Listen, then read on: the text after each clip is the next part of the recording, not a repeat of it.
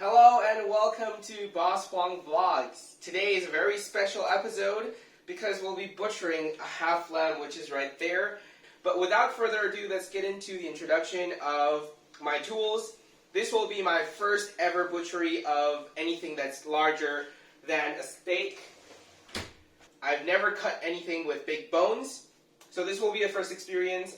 And I don't have any specific tools to do the right job, so I'm kind of mixing and matching here. So first of all is a chef's knife, a general purpose knife tool that we will use for the general cutting.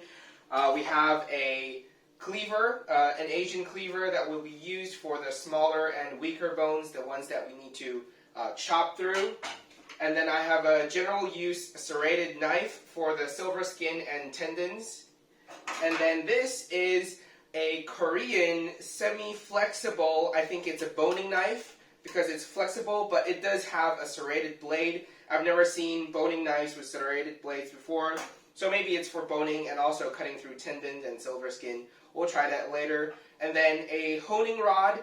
Fun fact, I have never used a honing rod before because I've never worked with anything that needs like a lot of chopping or things that would bend the blade per se. And then we also have a hacksaw. This is actually a hacksaw used in a tool shed. This is not specifically made for bones, but as I said, we don't have the right tools, so we're going to have to make do. So those are some of the tools I've prepared. If you're an experienced butcher or if you've tried butchery at home before and you have any personal favorite tools, do comment below. If I do ever have the chance to cut something up again, it will be some good knowledge for me to know. And now let's bring in the main star of today, the half lamb.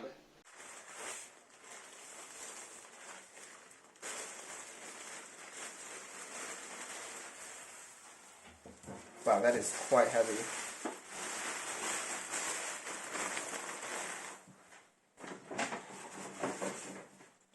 The lamb smell is also very strong, so let's flip it over.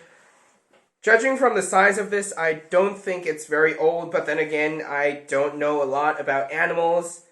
I just know about meat and eating and cooking, so if you can estimate roughly how old this is, please do comment below to let me know. And the smell of lamb, raw lamb, is very strong right now. So judging from the internet tutorials, I think the way we're going to cut this up is we're going to separate it into the saddle, which is the ribs, like the back part, basically the part where you would sit on a horse if you were to be riding one, and then also the hind part, which would be the legs, and the sirloin part, and then the shoulder, which will be the front legs and the shoulder area. So let's get into the process of cutting it up, and so let's try to start with removing the skin, and let me give you guys an angle where you guys can see this clearly.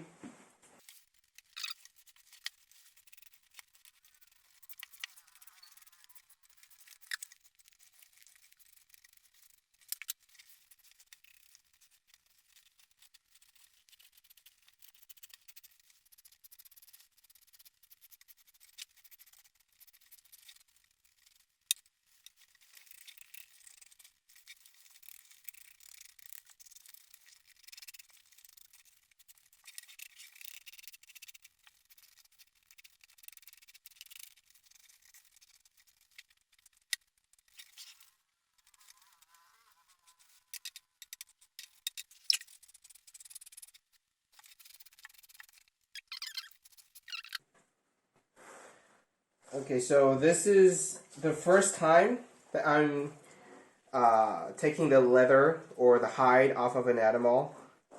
So, yeah, this is taking quite long. I've seen some videos on removing the hide, and the hunters or the people that do it make it look so easy. I mean, I think practice makes perfect. Oh no, I cut through the hide, which is not good because, well, this hide, I'm not sure if anyone makes leather out of lamb or goat. I'm sure they did sometime in history, but I'm not sure if anymore.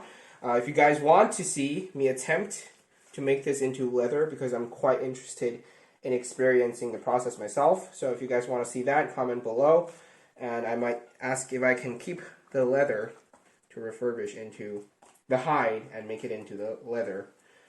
So it's not as hard as I thought. I mean, the actual process, it's just pulling the skin, looking for the connections, and then cutting it open.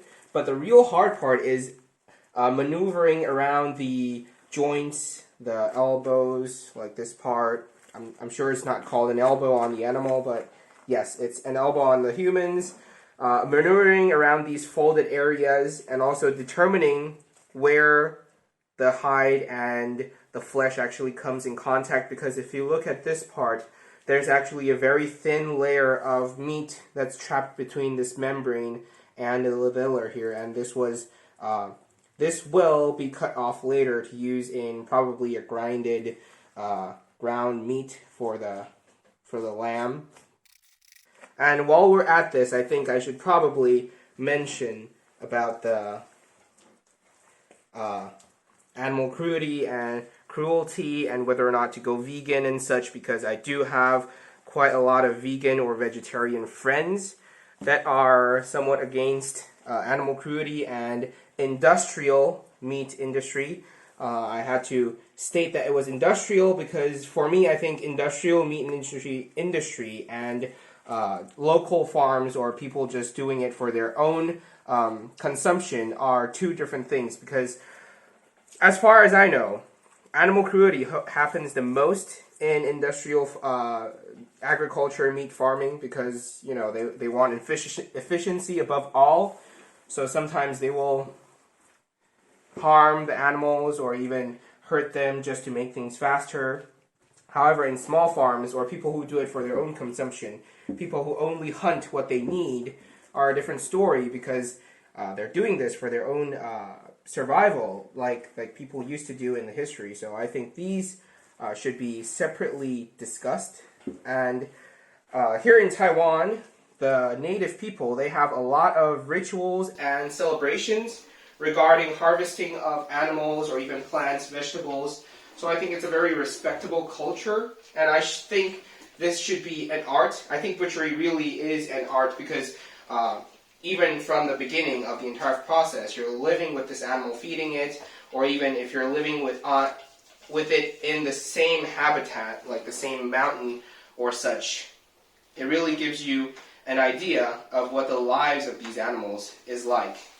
And when the time comes that you harvest it for its meat, it's like you respect it throughout its life, and now it's gonna pay you back with its meat that's gonna feed you. And I mean, this has been going on for ages, since the beginning of time. And this relationship, I think, is something that's very valuable and worth to be respected, considering that the meat industry is such a big part of modern day society. So I think the problem with the meat industry isn't that animals are being killed, but that how people interact with them throughout their lives, and also the time when it comes for them to be harvested. But then again, that's just my personal viewpoints. If you have any different viewpoints upon either animal agriculture, meat harvesting, or industrial meat harvesting, please do comment below and make this an open-ended discussion with respectable open-ended discussion.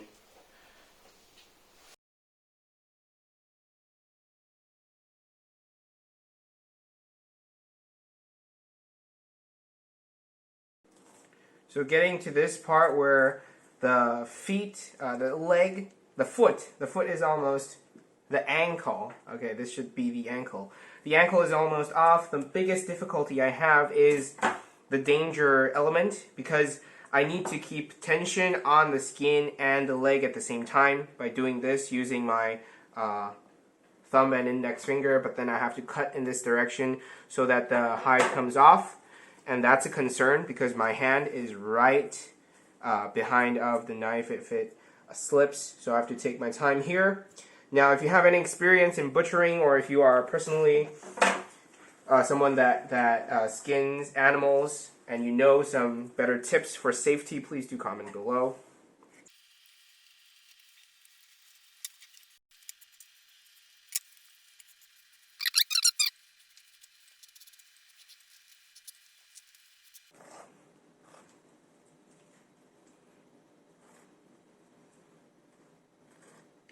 Okay, so we're through here. We can already see the outside of the hide, which should signify that this nightmare is almost over, because it is really quite hard for me, at least as a beginner, to find the correct places to make my cuts, and also to make sure that I'm not harming the leather of this animal.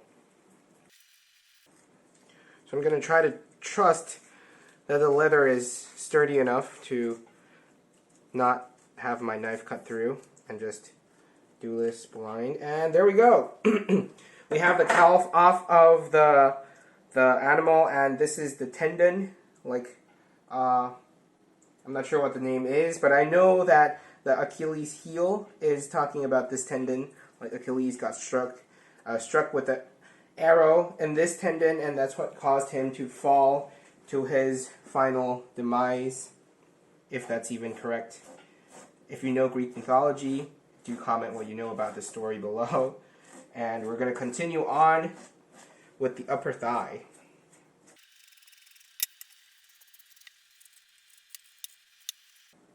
Okay, so I think that's off of the thigh already. Now we have the behind, which is the tail.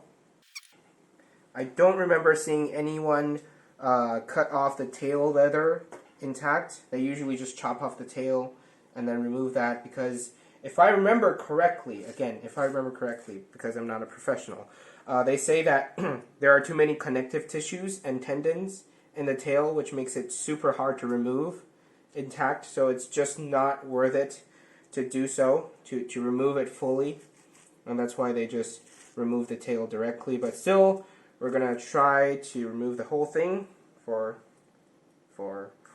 the experience of it. So that's the tail and the leather from the tail removed. Let's move on back forward to the back, and let me make sure how much of this is the hide.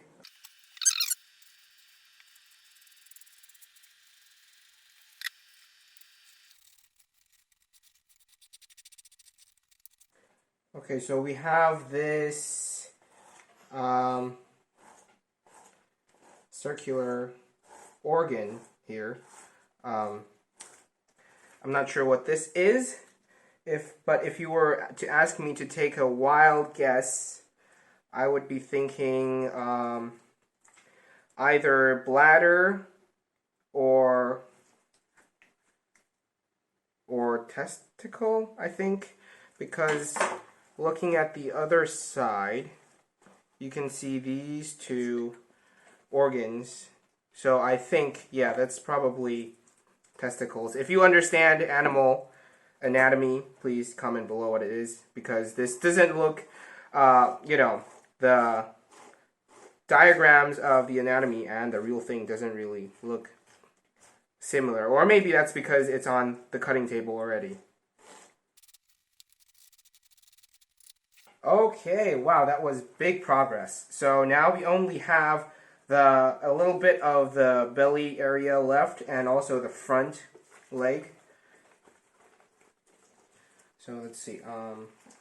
Again, same thing with the behind ooh, that's a lot of blood. I'm gonna try to look for like this part where it connects to the joint area. Make a incision there so that we can start in this hole between here. And I think all this blood is coming from probably the spine or the bone marrow there, because they should, I think they drained the animal beforehand already. Okay, so sometimes when we have problems, we need to look at the problem from a different angle. Flipping it around, I can see here that this angle is actually easier for me to continue, less obstructions than compared to if I were to try to move on from there, from the front thigh, because there still had a lot of the skin and hide connected. So from what I remember from doing a little bit of research, if we were to make animal hide into dried leather that can be used as cloth, we need to clean it until we see this whiteness. So this is actually the hide all of these gray stuff is actually still the meats or the tissue or the flesh, and we want to remove that if we were to make hide, because we don't want the meats there to rot. So yeah, we want to get this as clean as possible if we ever do decide to make it into leather cloth, because if these rot, that will firstly make the smell bad, so that you would definitely not want to wear that. And secondly, if I remember correctly, it will cause maggots and other creatures to spawn. And if they do, they have the risk of destroying that piece of leather. So now I'm just trying and apparently failing at removing the leg from the skin, because you can see I keep cutting into the meat, and that's gonna make the outcome less desirable, since there's gonna be a lot of cuts. Okay, now I'm at a crossroads that I'm deciding if I should continue here or flip to the other side and see if there's any progress on there. So, as I said, if you see a problem, you want to change your perspective, so let's flip it over and see if there's a better way to tackle this situation right now.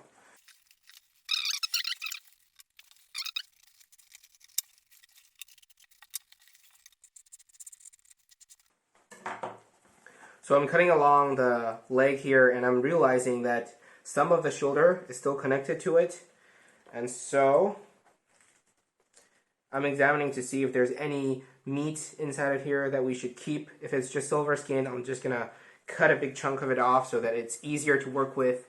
Then when we do want to make the leather, we can come back and remove the silver skin afterwards, because silver skin does not help in the cooking process, because from what I've learned, it's just protective tissue. You can cook it down, but it doesn't provide that much of nutritional value. And because it's not, it's very lean, it's basically just muscle, there's no fat, so you can't really render it. And that's why, from what I've seen, all butchers and chefs, they don't keep the silver skin at all.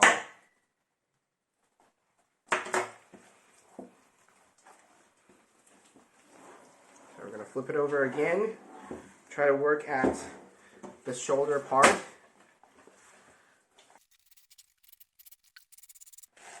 Okay, so we are down to only the front calf left, and after that we'll have the entire animal de-skinned.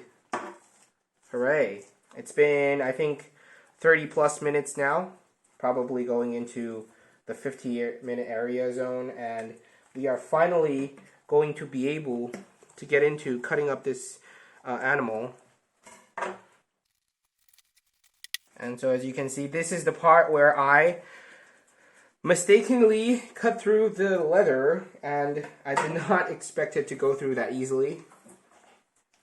Unfortunate, but thankfully it's at the leg and not like right in the smack dab middle of the entire body, because that would be quite devastating for our leather, and that would reduce the possible uses for it a lot, since we're reducing the usable area by a lot. So I found out throughout the cutting process that every time I finish a circular incision, it helps to pull hardly on the leather, so the next part, which is uncut, gets revealed. So basically like this. You can see these are all done, finished cutting, and once we pull it, you will see the next layer of the connective tissue that you need to remove.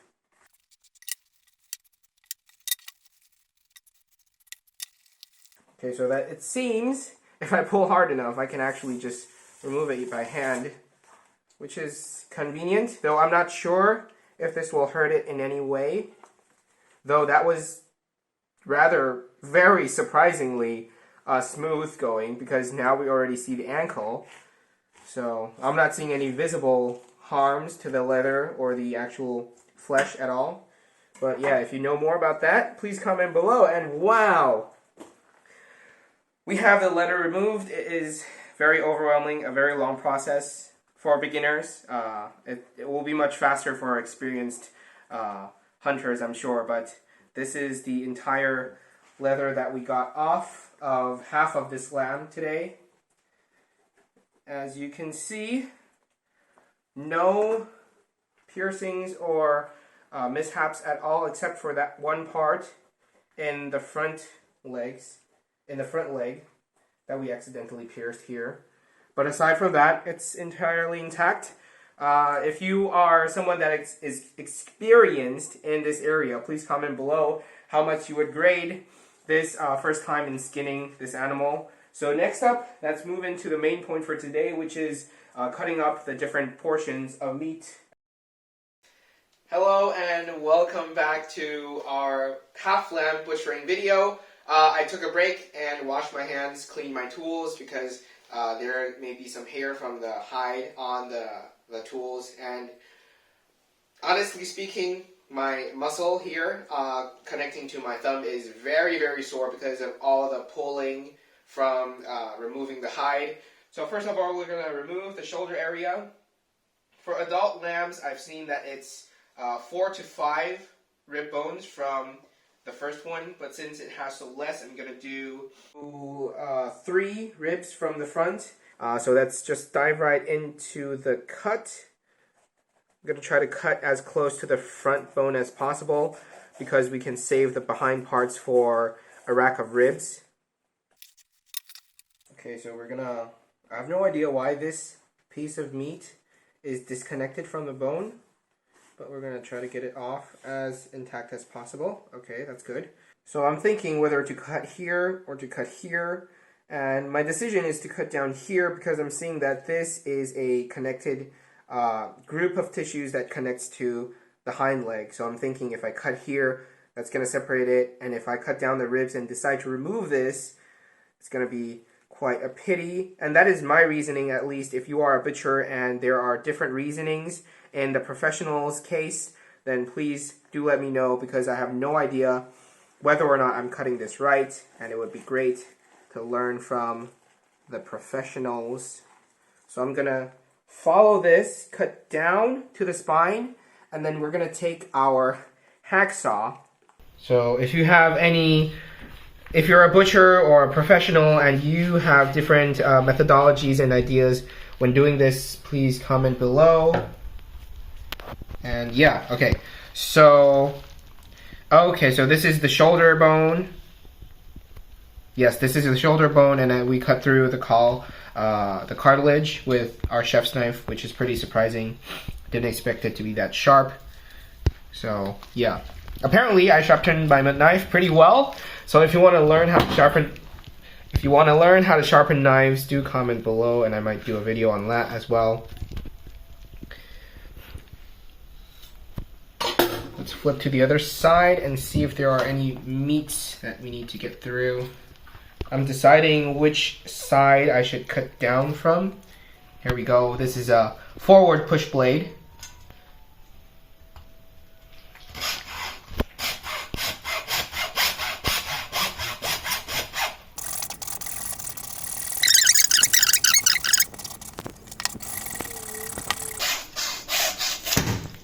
Whoa.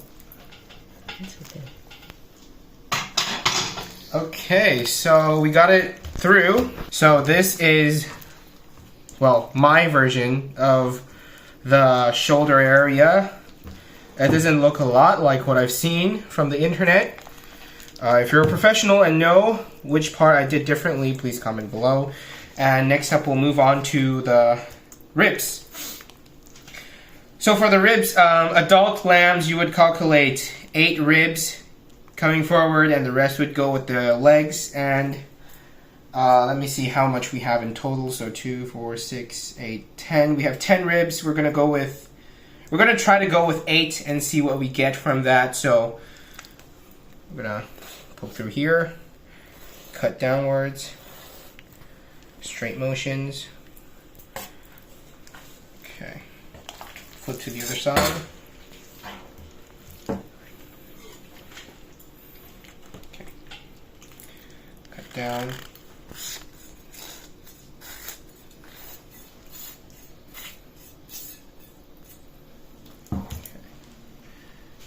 cut to the spine area. Okay. And we cut through some cartilage and also hit the spine there. And if I remember correctly, that's when you use your honing rod, because it might have gotten some rolls during the cutting process. So you want to straighten the knife. If I'm using it incorrectly, please let me know in the comments. And we're going to move back to the hacksaw so we can remove the spine.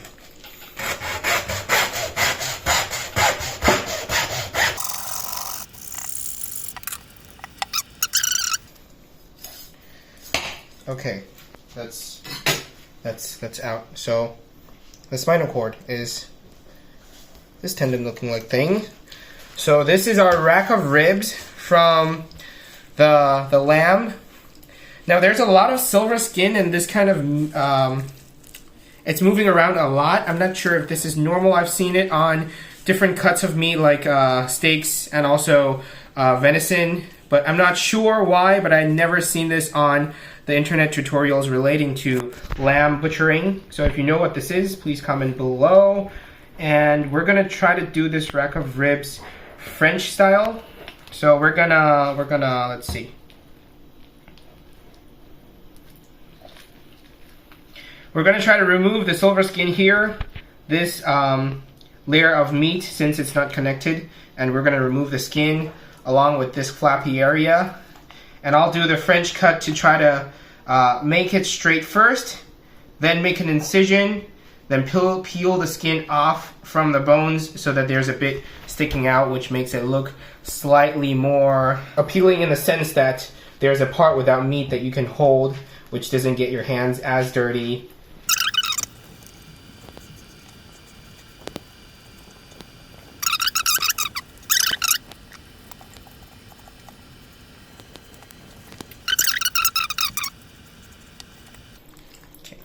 So I'm reaching this bone here, and my idea is to first kind of chop it off and make it straight. First make a straight incision for your blades to follow.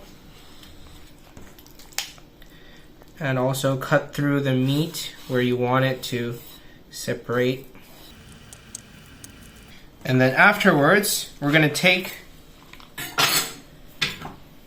our hacksaw and kind of score the bones.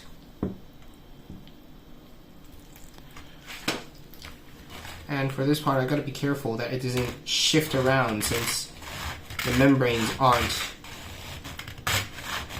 solid.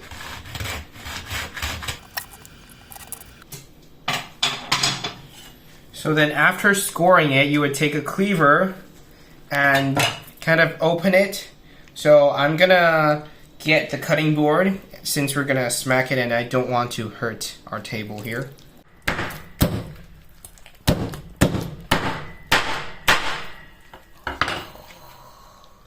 Okay, so we got some cavalry to help and smashed all of the ribs.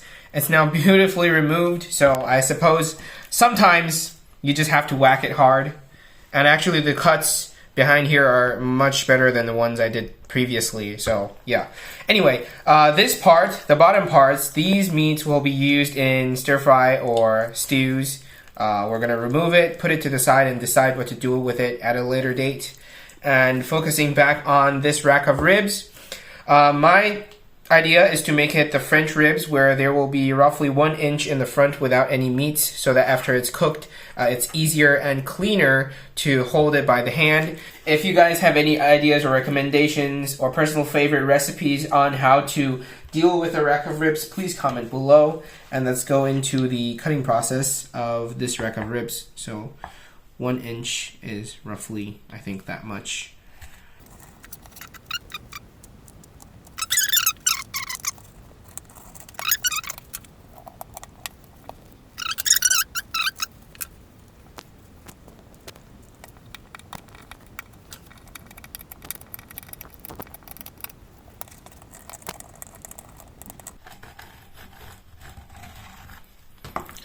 Okay, so we're going to try to get it off now.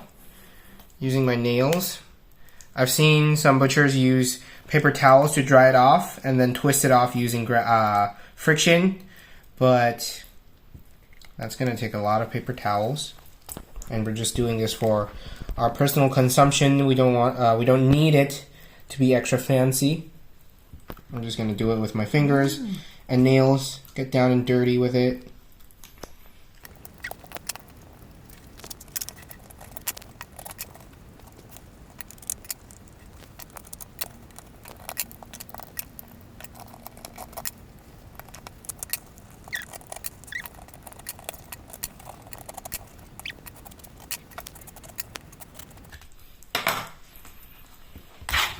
Oh wow, okay, that is very pretty.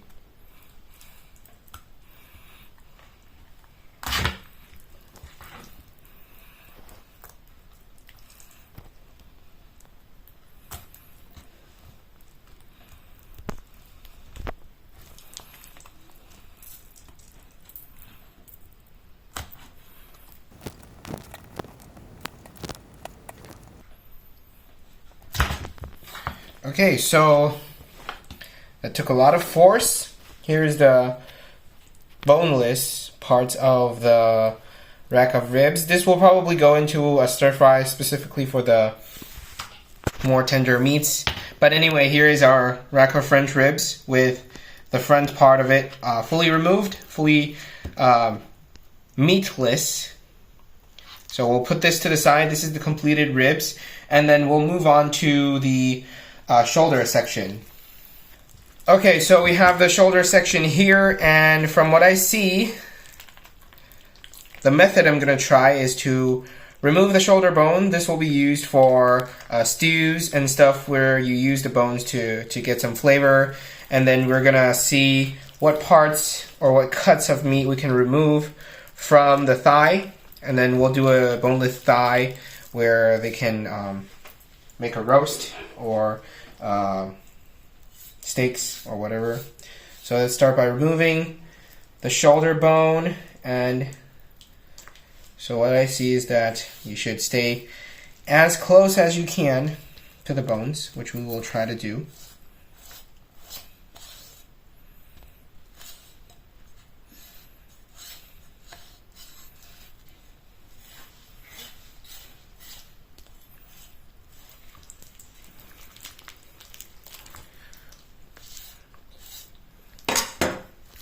And let's see.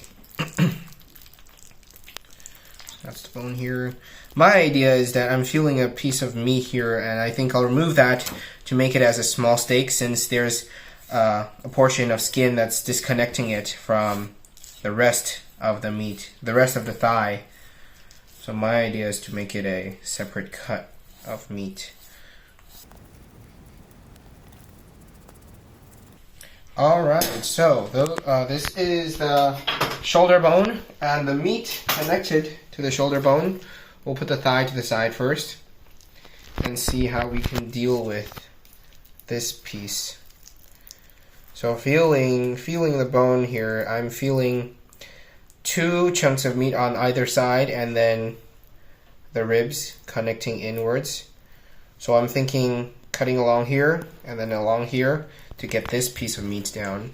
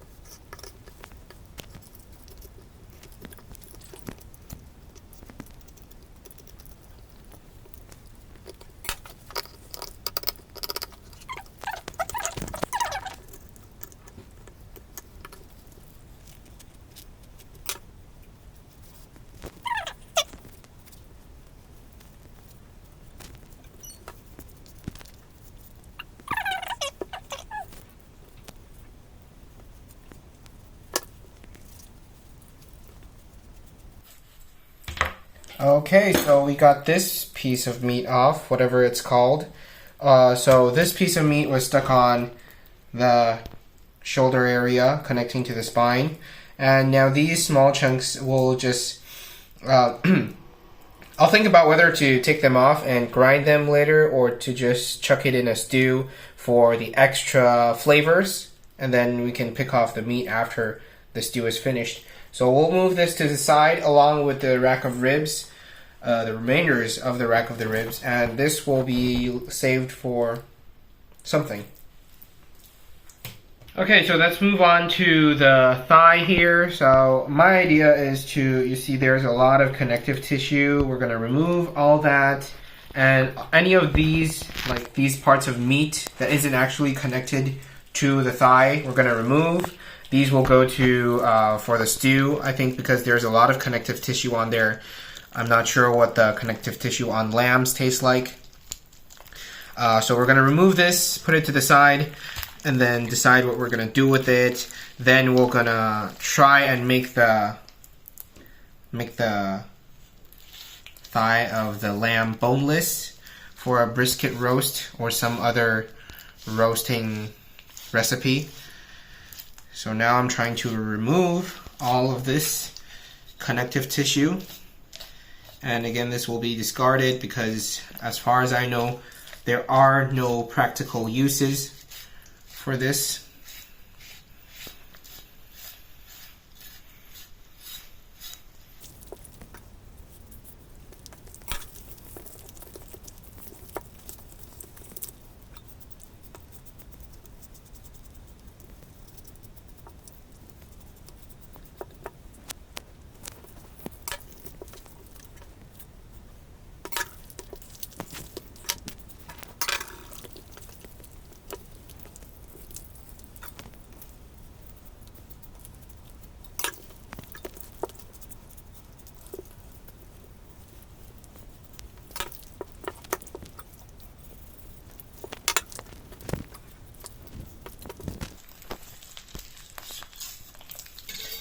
Okay, so we got this big piece of meat off of the lamb. So this part where we removed this piece kind of got cut, and that makes it less appealing. However, it's only for ourselves, so we're going to try to debone this part.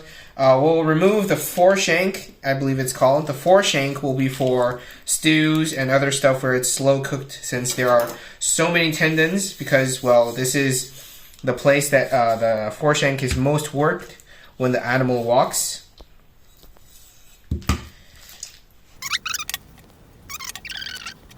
So if you guys have seen chicken thighs, it's, you know, one chicken thigh is roughly the size of my palm, and the size of this lamb is just the upper thigh itself is bigger than my palm. So you can get an idea of how big this is. This is definitely not something you can finish on your own unless you're big, super big on meats. And now we will try to remove this. One eternity later. There we go. So this is the foreshank. We're going to use it probably in stewing for the flavors and also to soften all of the muscles and silver skin you can see here. So if you guys want to see the cooking process, comment below and we might do that. So that is the foreshank. Now moving back to the upper thigh, we're gonna do it. I'm gonna try to remove the bones like I do a chicken thigh because that's the only method I've tried before.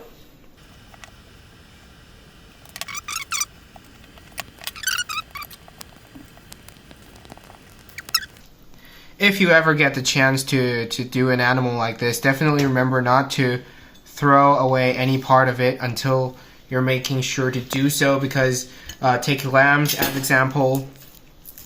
We have lamb hot pots here in Taiwan where we take individual thighs like this. Along with the bone, we put them into the hot pot, and the bone marrow, it cooks into the stock and it's very flavorful. So you see all this bone marrow is completely edible and is one of the most precious parts of our cuisine.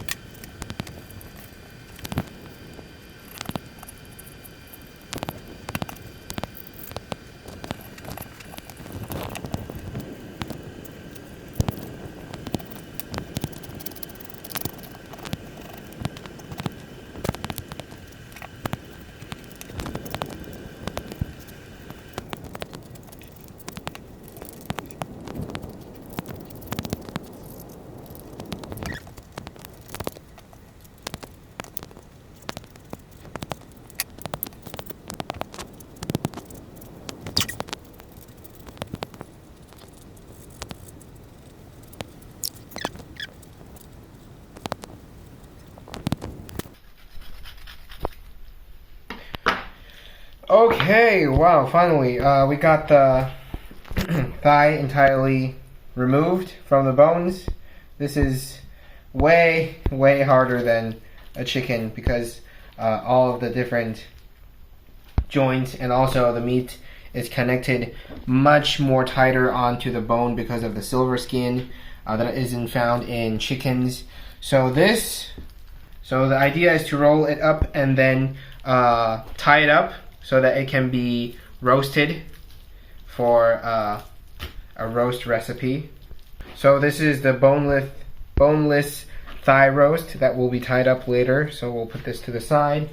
So that's completed. We got the thigh roast and also some of these meat and connective tissue and also the bones that will be put in the stocks along with the foreshank. Next up, we're gonna move to the final big chunk, which is the hind legs and also the back spine area here after a break. Okay, welcome back after the break. So now we have the hind part and the legs. So let's start with removing this membrane here.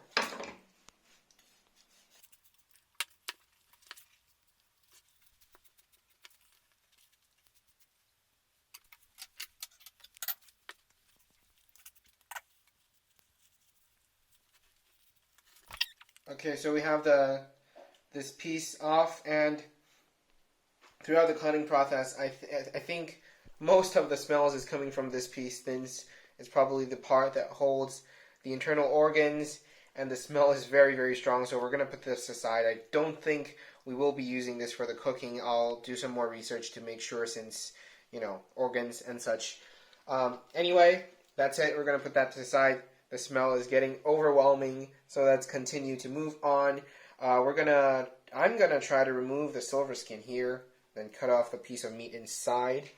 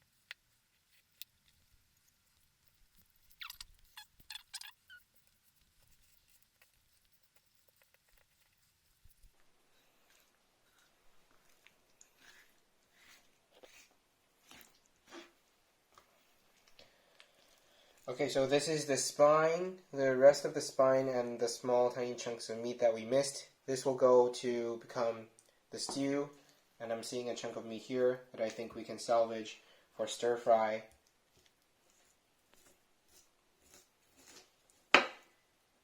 Or actually stew, since there's silver skin on top, so we will probably not want that in a stir fry, since it will be too tough and uncooked, not enough to eat at least.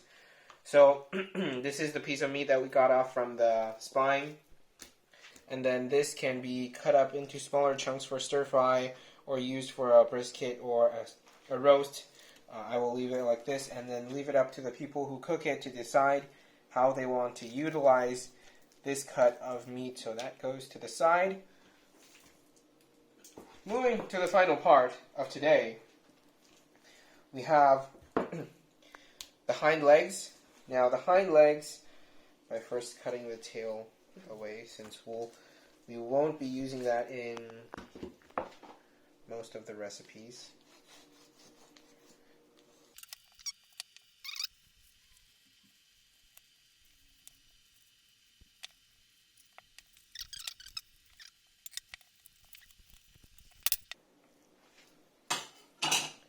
So this is the rest of the spine with tiny pieces of meat that will go into the stock for the soup, or also this can be removed for stir fry as well. depending on the person cooking them and what they want to eat. So for the other thigh, I'm thinking if there's any different methods that we can go about dealing with it so that we can have some variety to the ways that we deal with this. And I'm thinking maybe just chop it up into larger chunks that we can put in the stew for a more traditional method of cooking this. As I said, in Taiwan we have the lamb hot pots where we put the entire thighs into our stock, and then we also chunk up the other parts of the meat so that it becomes smaller and bite-sized. So now I'm cutting into the incision, making an incision where the calf comes in contact with the thigh, and we'll see if this time we can remove it better than what happened last time. So now I know that there's a tendon here that we can cut through, and then the other thigh has to be removed as well.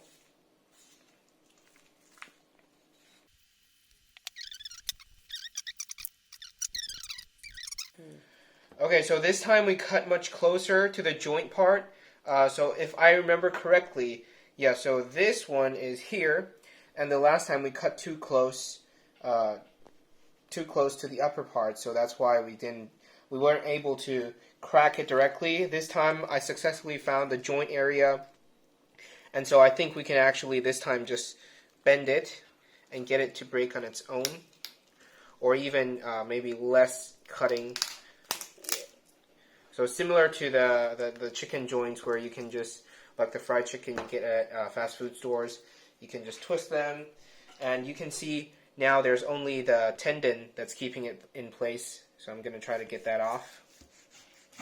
Oh, okay, we didn't even need any chopping, so that is this foreshank down, and because this foreshank is more meaty, it will be better for the taste. And actually, we can take this chunk of meat down because for the stew we only need this small part.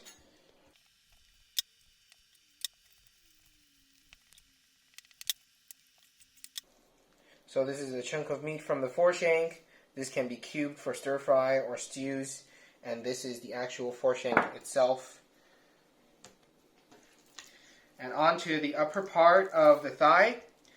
I'm going to look for the silver skins and the natural occurring connective tissue that separates this thigh into different parts, and see if we can separate those parts into individual chunks.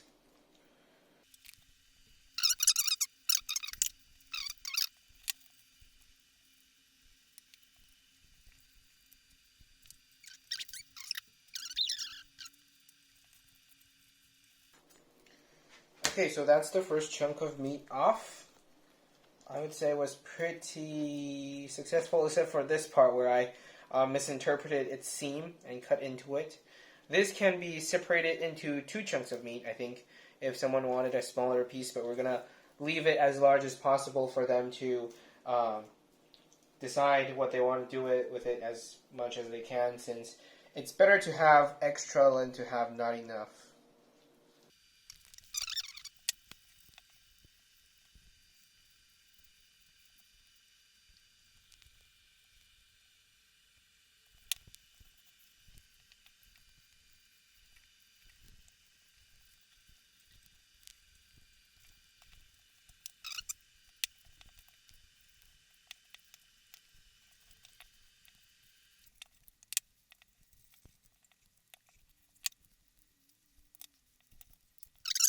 Okay guys, welcome back to the third and last part of today's video.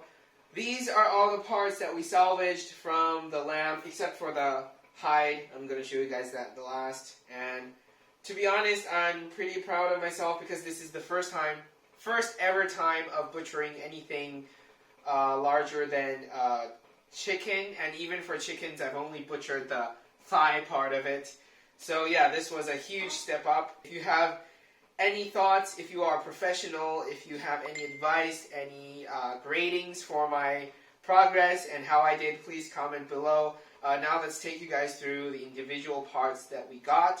So starting from the front of the animal, we have the thighs. So these are both of the thighs. For this area, these were the front thighs. The front thighs got these 3 pieces of bone. These 3 are from the back thighs, so the ones that had more meat in it that will go into the stew. And moving to the above part is from the back thighs, where we cut it into individual parts. This is from the bottom part, which is the calf. And these individual 5 pieces are all from the upper part of the thigh. And moving on to this huge chunk is the individual front thigh that we removed the bones from. If you remember, these 3 are from the front thighs, and this is the entirety of the meat that is deboned that will probably be made into a roast, a brisket roast, or a Thai roast, or something. This is all boneless. And then moving to the top part here, we have our French rack of ribs. Super proud of this. Had a hard time cutting this off. My advice is, if you ever do this, just whack it as hard as you can with your cleaver, because if you do it multiple times, it might have these scars from where you cut it but didn't cut through. So if you can, whack it as hard as you can and try to get it through with one fell swoop. And then here's the meat on top, the beautiful meat that will be roasted. And then the bottom part of the ribs are here. We will probably put that into the stew to extract the flavor. And then down here, these 2 are the ones that are removed from the spine area. So this is the longest part. This is probably one of the most valuable cuts from today. And then this one is a smaller part from the front, which is closer to the neck area. And moving up to here, the salvaged bones that will be made into stock. This is closer to the tail area, the hind part, along with the hind leg. This is from the midsection, the saddle, behind the saddle. This part is what comes after the ribs. So we got this cut of our meat from this area. So that there's that. And then this is closer to the neck. We have the ribs. This is where it would go to the head. And also here we have the silver skin that we cut off from the smaller cuts. These will be put into our stock for the enhanced flavor, and also because there are some chunks of meat. If we do manage to cook it down to edible softness, it will be a plus, since we're trying to do a whole animal butchery, which is where all of the animal is utilized for either food or to extract the oils from it, or for some other practical use. And then these are the smaller chunks, too small for stir fry, too small for anything, that will probably be made into ground lamb. And this is the stomach, not the stomach lining, but the lining of tissue that envelops the organs. So this was the part that smelled very strongly of lamb, and this is the testicle, and I think this is the urinal duct for the bodily liquids. These are either the bones, the tendons, the connective tissue, or this lining that we cannot utilize at all, either because it has no nutritious value or we can't use it in any sort of cooking. So there's that. The only waste we have from today is probably this and this piece as well. And lastly, you guys can take an aerial view of the entire thing, and I will show you guys the hide of our lamb. Okay, so this is the hide of our lamb. If we place it on top, you guys can kind of see, this is the front of it where it would connect to the head. We have our front leg, our hind leg, and this is where the tail would be. So this is our entire lamb. Oh wow, that is a big whiff of the lamb odor. So that's the end of this video. I hope you guys enjoyed. If you did, please like. If you had any thoughts, please comment. If you're a professional butcher, please do give me some suggestions and advice on how I did.